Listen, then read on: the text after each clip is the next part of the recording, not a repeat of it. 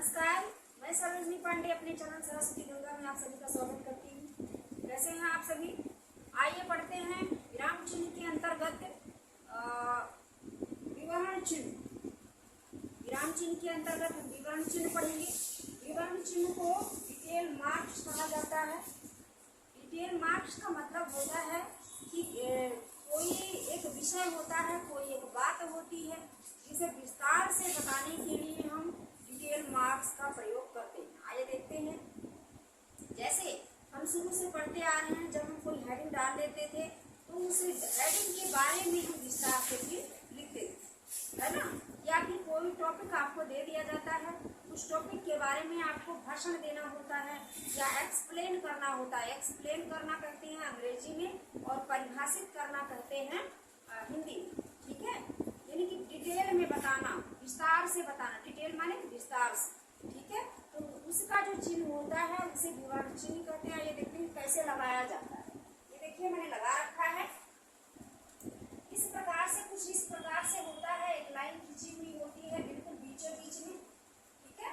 और बीचों बीच में इस एक लाइन खींची हुई होती है, ये बीच में होती है। और दो शून्य जो होते हैं, वो जो पॉइंट होते हैं उसे पॉइंट कहते हैं, या हिंदी में उसे बिंदु कहा जाता है।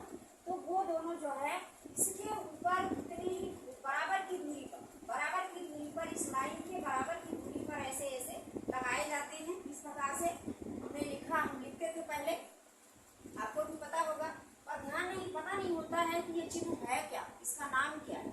लगाते हैं, हम हमेशा प्रयोग करते हैं लिखने पढ़ने में, लेकिन हमें नहीं पता होता कि कौन सा चिन्ह है, ठीक है।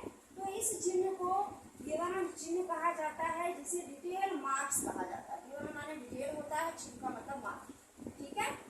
ये मैंने लिख रखा है, किसी विषय अथवा बात को विस्तार से समझाने के लिए, बताया है मैंने, विस्तार से समझाने के लिए विवरण चिन्ह यानी इस प्रकार के चिन्ह का प्रयोग किया जाता है। ये क्या होता है? विवरण चिन्ह होता है। आइए देख लेते हैं, कुछ मैंने उदाहरण लिख रखे हैं। जैसे ये लिखा है मैंने, क्रिया के निम्न भेद हैं। अब कौन कौन से भेद हैं, कैसे लिखोगे आप? या तो नंबर डालोगे ऐसे ब्रैकेट में कर करके, है ना। कौन कौन से भेद हैं? सकर्मक क्रिया, अकर्मक क्रिया, है ना। दो भेद होते हैं, सकर्मक क्रिया, अकर्मक क्रिया। अब अकर्मक क्रिया, सकर्मक क्रिया, आपने सकर्मक क्रिया मान लिया, डाल लिया, तो अब सकर्मक क्रिया के क्या करोगे? विवरण बताओगे, है ना। तो यहाँ पर ऐसे लगा दिया जाएगा, फिर उसके बारे में पूरा का पूरा बताया जाएगा। इसी प्रकार से अकर्मक क्रिया का हो गया। ये था। दूसरा है व्यायाम के फायदे। व्यायाम के क्या क्या फायदे होते हैं? सॉरी, ये मैंने यहाँ पे डाल दिया। व्यायाम के क्या क्या फायदे होते हैं? आप सबको पता है व्यायाम के बहुत सारे फायदे होते हैं। कितनी कैसी भी गंभीर बीमारी हो, ठीक है, कैसे भी अस्वस्थता हो, स्वास्थ्य खराब हो, लेकिन अगर हम रेगुलर रोजाना व्यायाम करें तो उससे हमारे शरीर के जो रोग हैं वो धीरे धीरे खत्म हो जाते हैं, है ना। तो बहुत सारा डिटेल में विस्तार से बातें होती हैं व्यायाम के बारे, फायदे के बारे में, तो वो यहाँ पर आ जाएगा सारा का सारा विषय। ये हेडिंग हो गई हमारी व्यायाम के फायदे। यहाँ पर विवरण चिन्ह लग गया, इसका मतलब अब इसके आगे इसका पूरा विस्तार से बताया जाएगा, ठीक है। तो इस तरीके से चिन्ह लगने का मतलब होता है कि अब इसके बारे में एक्सप्लेन किया जाएगा, विस्तार से समझाया जाएगा, ठीक है। तो यहाँ विवरण चिन्ह लगा। फिर है चाय पीने से की हानियां। चाय पीने की हानियां, ठीक है। चाय पीने की हानियां यानी जब हम चाय पीते हैं, जो रोजाना दोनों टाइम 4 टाइम, उसके नुकसान क्या क्या है? फायदे तो कुछ भी नहीं है, नुकसान दुनिया भर के हैं। अब कौन कौन से नुकसान है उसको बताने के लिए यहाँ पर ये चिन्ह लगाया हुआ है। इस चिन्ह का मतलब हो गया कि अब इसके बारे में हमें विस्तार से पढ़ाया जाएगा, विस्तार से बताया जाएगा, ठीक है।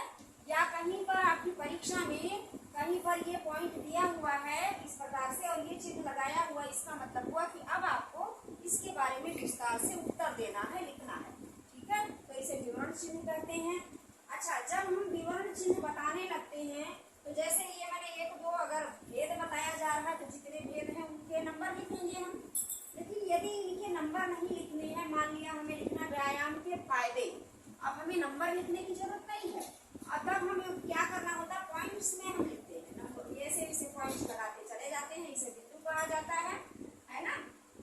और इस प्रकार से जितनी लाइन होती है उतने पॉइंट्स हम लगा लेते हैं। पॉइंट्स लगता कहाँ है?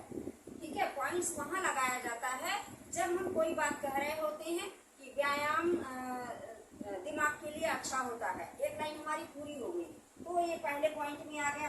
ठीक है, व्यायाम से हमारा स्वास्थ्य ठीक रहता है, व्यायाम से हमारे शरीर में कोई रोग नहीं होता है, व्यायाम से हमारे लिए ये अच्छा होता है। ठीक है, पाचन क्रिया अच्छी हो जाती है। ठीक है, व्यायाम से चेतना जागृत हो जाती है।